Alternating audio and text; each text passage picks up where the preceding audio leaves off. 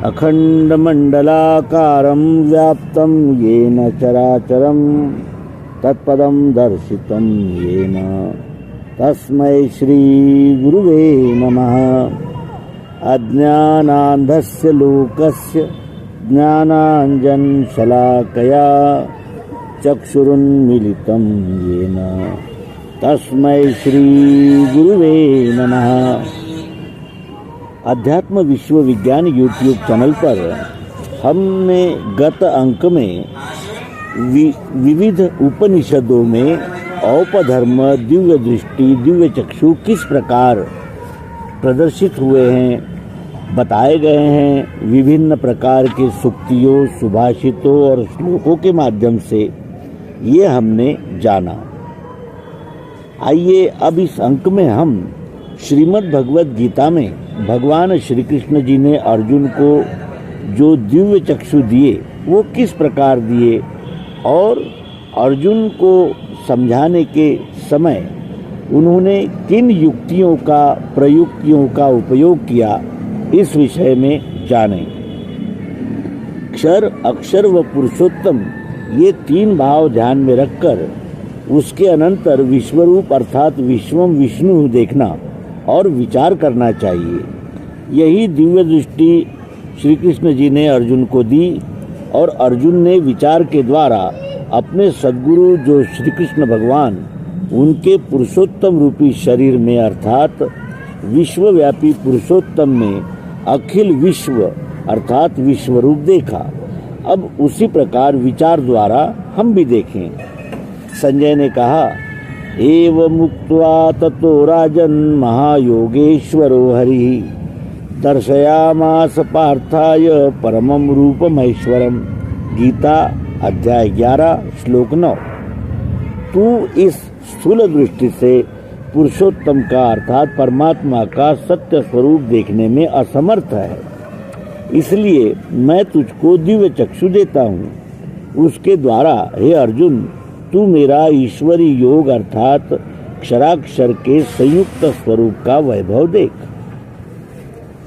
हे धृतराष्ट्र, श्री कृष्ण जी ने अर्जुन को इस प्रकार कहकर उपरोक्त निवेदन की हुई दिव्य दृष्टि दी और पार्थ को अपना परम श्रेष्ठ ईश्वरीय स्वरूप इस तरह बतलाया।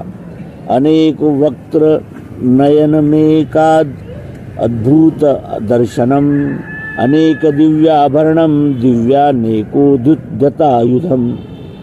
दिव्यमालांबरधरम दिव्यगंधानुलेपनम सर्वाश्चर्यमयम देवमनंतम विश्वतोमुखम। गीता अध्याय 11 श्लोक 10 और 11।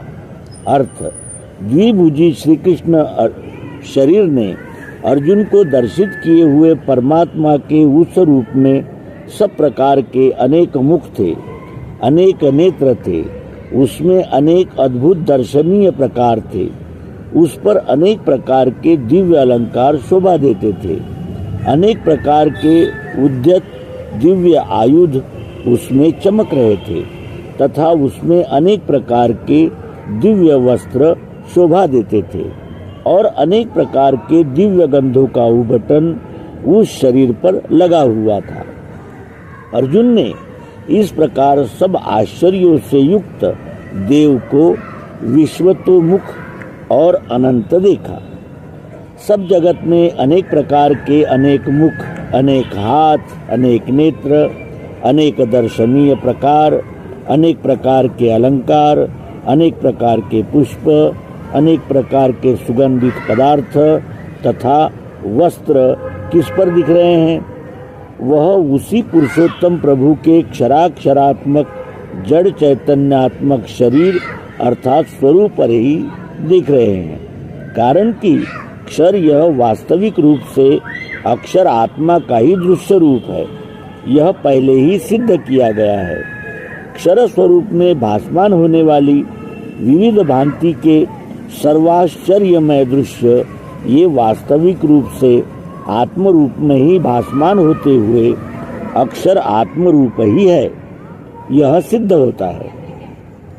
सब जगत में शक्कर ही भरी हुई है, यह निश्चय करके रवे के स्थान में आप सहित सर्व यच्चावत प्राणी है, यह समझकर मनोगति को सूक्ष्म करके देखना। तत्काल ध्यान में आ जाएगा कि जिसके सर्वत्र मुख है और जिसका अंत नहीं, ऐसा सर्वाश्चर्यमय क्षराक्षरात्मक यही विश्वरूप पुरुषोत्तम, जिसे सब अज्ञान से जगत दृष्टि से देखते हैं, अर्जुन ने विज्ञान दृष्टि से देखा था। उसने व्यष्टि शरीरधारी श्री कृष्ण जी के मुख में विश्वरूप नहीं देखा था, अथवा द्विभुजी श्री कृष्ण जी का शरीर बढ़ा हुआ भी नहीं देखा था। द्विभुजी श्री कृष्ण जी ने अर्जुन को पुरुषोत्तम रूपी देह में विश्वरूप दर्शन कराते ही उसे उसका स्वरूप कैसे गोचर हुआ, इसका वर्णन संजय करता है। दिवि सूर्य सहस्त्रस्य भवेद युगप दुत्थिता, यदि भासदृशी सा साधभास तस्य महात्मनः। गीता अध्याय 11 श्लोक 12। अर्थ, अंतरिक्ष में सहस्त्र सूर्यों का प्रकाश यदि एक ही समय प्रकट होवे तो कदाचित वह प्रकाश महात्मा पुरुषोत्तम के प्रकाश का कुछ स्वरूप ध्यान में आने के लिए काम आवे, क्योंकि सब प्रकाश को प्रकाशित करने वाला वह प्रकाश है। गीता में भी आगे इसी तरह वर्णन किया है। न तद्भासत भासयते सूर्यो न शशांको न पावकः, यद् गत्वा न निवर्तन्ते तद्धाम परमं मम। गीता अध्याय 15 श्लोक 6। अर्थ, जिस प्रकाश को प्रकाशित करने के लिए सूर्य, चंद्र, तारकागण, अग्नि, इनमें किसी की भी शक्ति व आवश्यकता नहीं है, और हे अर्जुन, जहाँ पहुँची हुई दृष्टि फिर निकल नहीं सकती, वह मेरा परम पद है। विश्वरूप देखकर अर्जुन में किस भाव का उदय हुआ, इसका वर्णन करते हुए संजय आगे कहता है। तत्रैकस्थं जगत्कृतस्नं प्रविभक्त मनेकधा, अपश्यद्देव देवस्य शरीरे पांडवस्तदा, ततः स विस्मयाविष्टो दृश्यरोमा धनंजयः, प्रणम्य शिरसा देव कृतांजलिर्भाषत। गीता अध्याय 11 श्लोक 13 और 14। अर्थ, देवादिदेव के उस शरीर में अर्थात पुरुषोत्तम भाव में सब जगत एकत्रित अर्थात एक रूप, फिर उसमें क्षर व अक्षर भाव में अनेक विभाग अर्थात भिन्न भिन्न भाव प्रतीत या भासमान होते हैं। यह उस समय अर्जुन ने देखा। तब भ्रम नष्ट हो जाने से पुरुषोत्तम प्रभु का स्वरूप देखकर धनंजय आश्चर्य से चकित हो गया। अष्ट सात्विक भाव प्रकट होने से शरीर पर रोमराजी खड़ी हुई।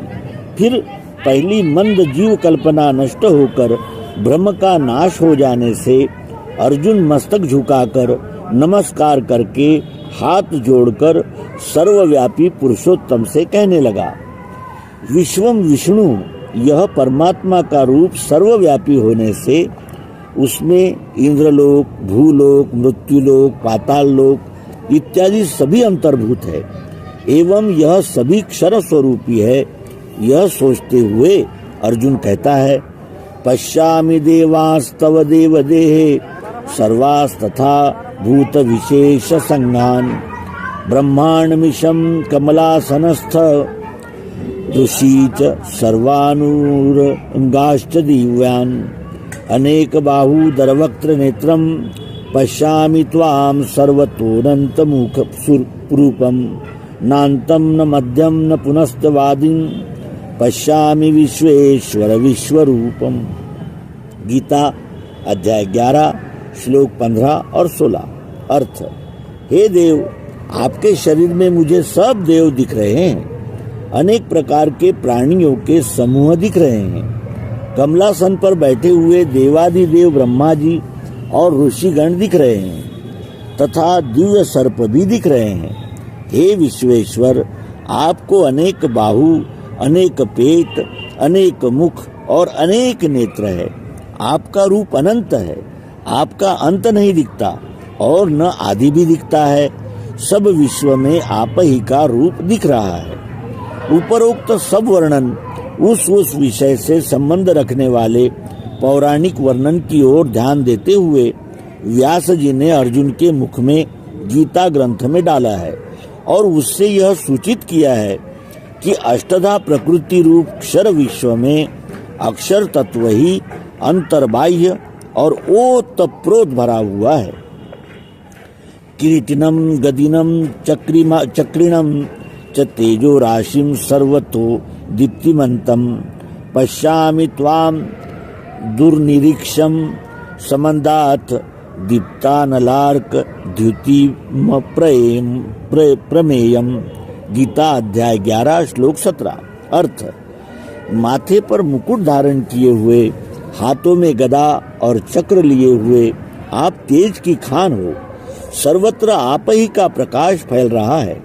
यह अग्नि और सूर्य के प्रकाश के समान सर्वत्र फैली हुई आपकी दीप्त प्रभा देखकर मेरी दृष्टि स्थिर नहीं रहती। इस कारण आपका स्वरूप वास्तव रूप में कैसा है यह नहीं जाना जाता है। इस श्लोक के पूर्वार्ध में किया हुआ वर्णन अर्जुन के विश्वरूप स्थित सत्व गुणात्मक विष्णु रूपी चतुर्भुजी इष्ट विभूति का है, द्विभुजी कृष्ण का नहीं। इससे ही आदित्य नाम हम विष्णु इस प्रकार पहले कहा गया है। इस प्रकार सप्त ऊर्ध्वलोक अर्थात स्वर्गलोक, मृत्युलोक तथा सप्त अधोलोक पाताल लोक यह क्षर स्वरूप है, ऐसा वर्णन कर अब व्यास जी अर्जुन के मुख द्वारा अक्षर रूप को विशद करते हुए उसके स्वरूप का वर्णन करते हैं। त्वमक्षरं परमं वेदितव्यं त्वमस्य विश्वस्य परम निधानम त्वं व्ययः शाश्वत धर्मगुप्ता सनातनस्त्वं पुरुषो मतो में। गीता अध्याय 11 श्लोक 18। अर्थ, हे प्रभु, जानने योग्य ऐसा जो परम अक्षर पुरुषोत्तम संज्ञक ब्रह्म वह आप ही हो।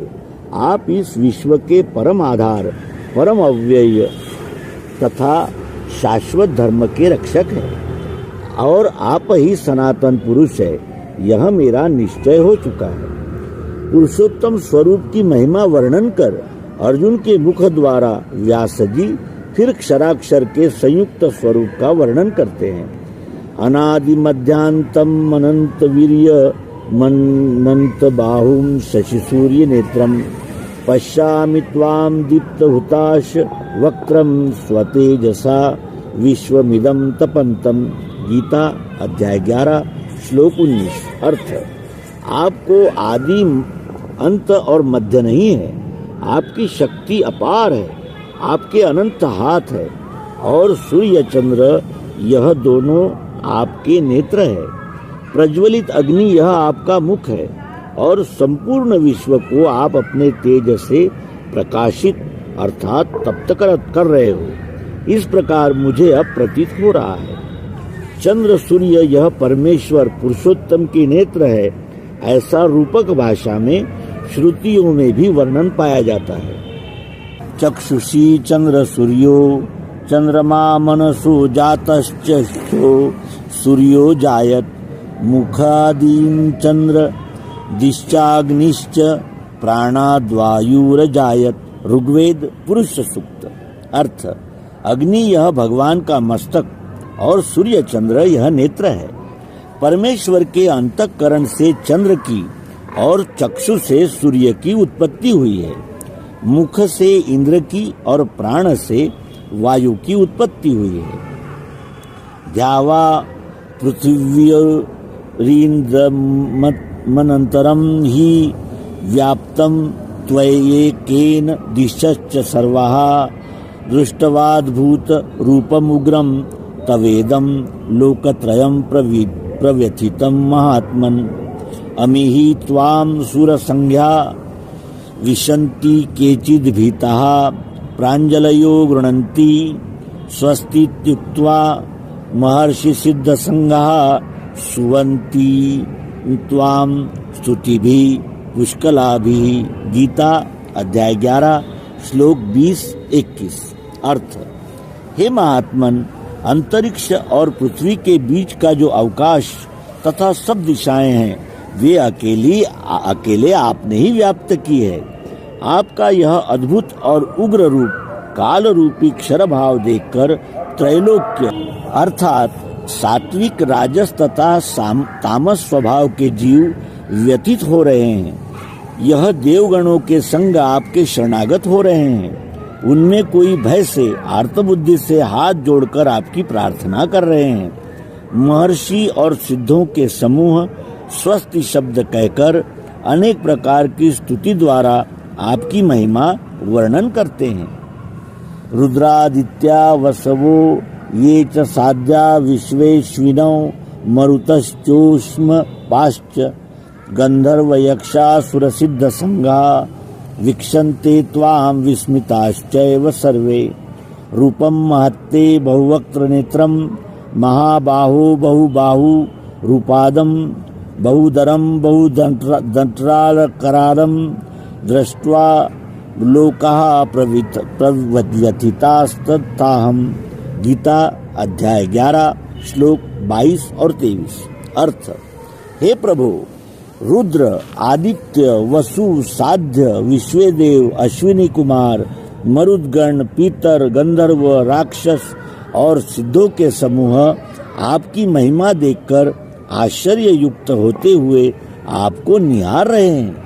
हे महाबाहो, आपका अनेकों मुख, अनेक नेत्रों, अनेक हाथों, अनेक जंघाओं, अनेक पैरों, अनेक उदरों और कराल दृष्टाओं से युक्त यह अक्षरभाव संयुक्त विशाल स्वरूप देखकर सब लोग व्यथा को प्राप्त हो रहे हैं और उसी प्रकार मैं भी भयभीत हो गया हूँ। श्वेतरोपनिषद में कहा गया है, सर्वतः पाणिपादम तत् सर्वतोक्षिशिरो मुखम सर्वतः श्रुतिमल्लोके सर्वमावृत्य तिष्ठति। श्वेतरोपनिषद अध्याय 3 श्लोक 13। अर्थ, उसके अर्थात परमात्मा के हाथ और पैर सर्वत्र है, उसके नेत्र और मस्तक भी सर्वत्र है, सर्वत्र उसी के कान है और ये सब लोग उसी से व्याप्त है। गीता में भी इसी प्रकार का वर्णन है। गीता अध्याय 13 श्लोक 13 देखना।